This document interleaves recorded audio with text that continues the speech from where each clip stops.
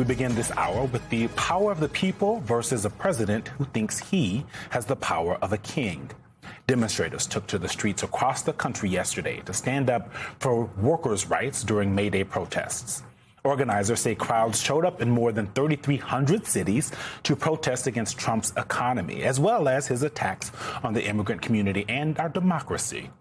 And yet, Trump continues to ignore these concerns.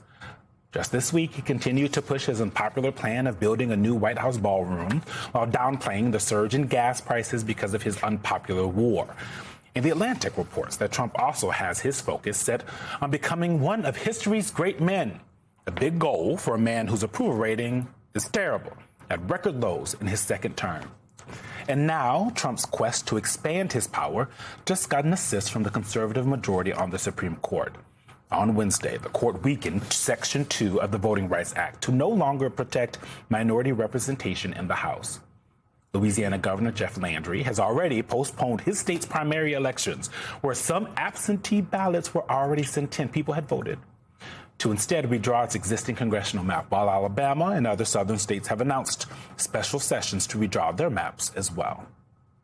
In a new piece for MS Now, our next guest points out the importance of the American people in this moment, saying, quote, "The fight for a multiracial democracy is the central pillar of our national story. For 250 years, we have grappled with our choices and sometimes suffered the consequences. But we have always moved forward when people organized, persisted, and refused to back down." Joining us now, Stacey Abrams, who wrote that, founder of Fair Fight and 2022 Democratic candidate for governor of Georgia. Madam Leader, thank you very much for joining the weekend, as always. I feel like we as the royal we, us in D.C., in the media, the lawmakers, we often ask so much of the American people, right? We just had a conversation about what the American people can do to overcome this. And I'm finding myself frustrated, as I think a lot of Americans are, especially folks that watch this show, that they keep fighting, they keep getting out there, they keep voting, they keep trying to stop the things that are happening, and yet they found themselves powerless because you have an administration. You also have a legislative branch that doesn't seem to care that the majority of people look at the things they're doing and have huge issues with them, that they're making, in the words of many civil rights activists over the last couple of days, they're making black and brown people second-class citizens in this country once again. Eugene, and I want to say thank you to all of you for the coverage you're giving this. And I want to start by saying the power is the point. We're not powerless. In fact, we are so not powerless that they are trying to legalize the restoration of Jim Crow. That's what's happening here, because our power was working.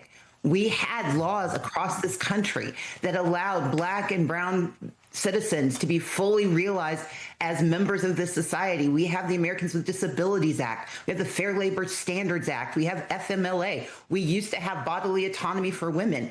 We were on the way to a multiracial, multi-ethnic, multi-generational, pluralistic democracy. And the racist, fascist leadership that starts in the White House but extends to the Supreme Court, members of Congress, and to the state and local level, they're angry about that. They're angry about the power that the people hold.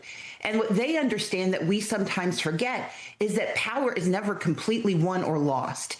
It is a tug of war, and we were tugging too hard. And that is why we've seen this vicious and fast, lightning fast, stripping of our power. But they've been at it for years.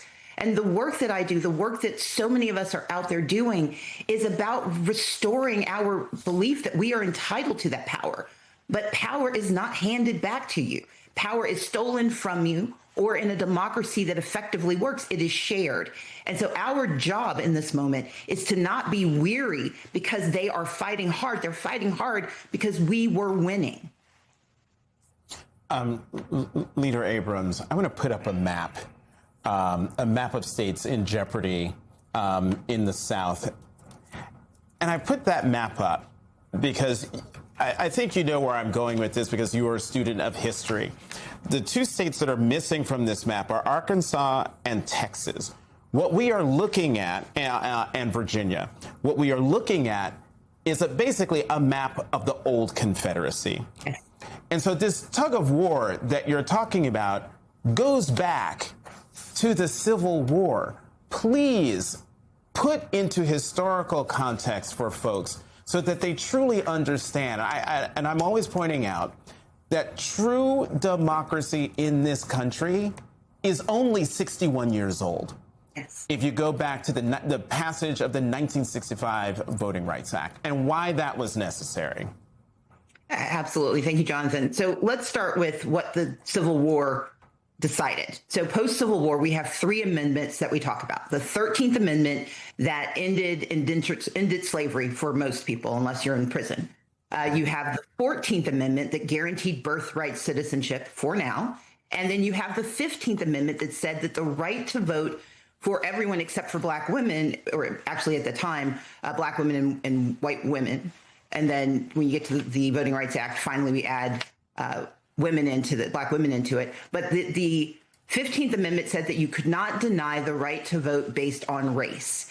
And so what we saw was that it was working. We saw the sudden flourishing of black men in Congress, black men as governors.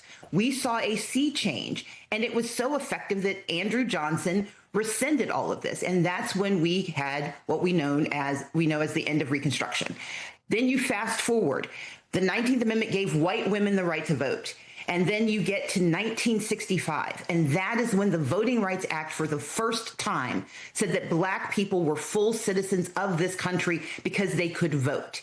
And it started to work. And then in 1975, there was an expansion of the Voting Rights Act that said that using racial issues and language issues to exclude Native Americans, Asian Americans, that was also unlawful. And so while black people have always been the centrifuge of fighting for democracy, this is something that implicates everyone.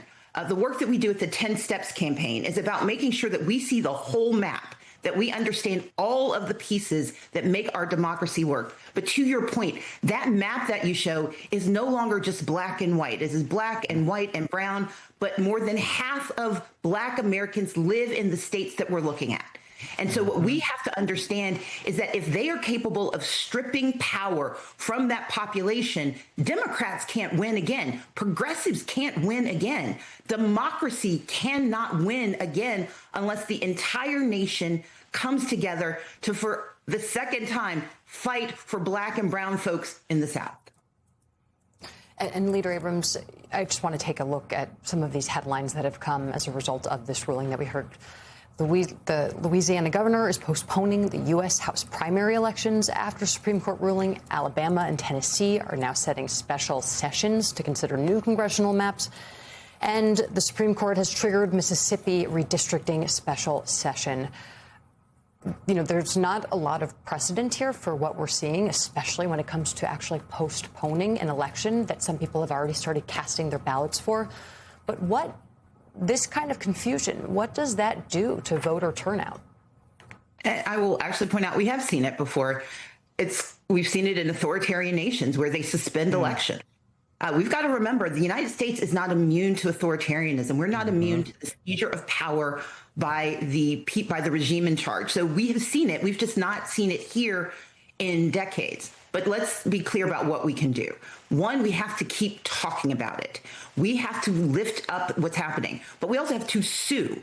The Supreme Court has, yes, it has not weakened the Voting Rights Act. It has killed the Voting Rights Act because we have to look at longitudinally. They started with Shelby v. Holder, then they did the Rucho decision, then the Ivanovich decision. This is the fourth one. So they've done their best. They've now killed the effectiveness of the Voting Rights Act, but they have not stripped us of the ability to go to court and slow these things down. And so our first job is to make certain that in every one of these states, in Tennessee, in Mississippi, in Louisiana, what they're trying to do here in Georgia, what they've done in Florida, we have to litigate. That is step 5 in the 10 steps to freedom and power. If you're going to fight authoritarianism, you got to litigate. But we also have to engage. And this goes back to Eugene's point. I know we are tired, but they want our weariness to turn into paralysis. You started with May Day. showing up, protesting, economic boycotts. All of these things are necessary to prove our point that we are not going away. When I ran for governor in 2018, we increased voter turnout, not through registration alone, but we increased voter turnout by 800,000 people in the state of Georgia on the Democratic side. We can do that again. I'm not sui generis. I'm loud and I'm aggressive, but I'm not alone. And so we have races in Mississippi with Scott Cullum. We have races in Nevada with Aaron Ford. We've got races in New Mexico with Deb Haaland, but we've also got races in Georgia and in Alabama with Doug Jones. We can start winning state and local races as well as congressional races. We have to understand that we've got to win Chambers back. We've got to then start pushing those blue states that already have power to expand that power, to pass voting rights laws. We've got to fight these maps. We cannot take as a fait accompli that they have won simply because the Supreme Court said it. Because the same Supreme Court, different composition, same ethos, did Dred Scott. So we've got to remember that we have fought before and we've won before. It is never easy because the fight for power is never easy. But ultimately, this is a nation that believes in self-governance, and that cannot happen if the people cannot be heard, and that is our responsibility. That's why I created the 10 Steps campaign to encourage us to meet all of the organizations across this country that are doing this work, because we don't all have to do the same thing, but we must all do something, and that means using every lever of political and social power that we have. And with that, Stacey Abrams on a Saturday, has taken us to church. Stacey Abrams, thank you, as always, for coming to The Weekend. Thank you for having me.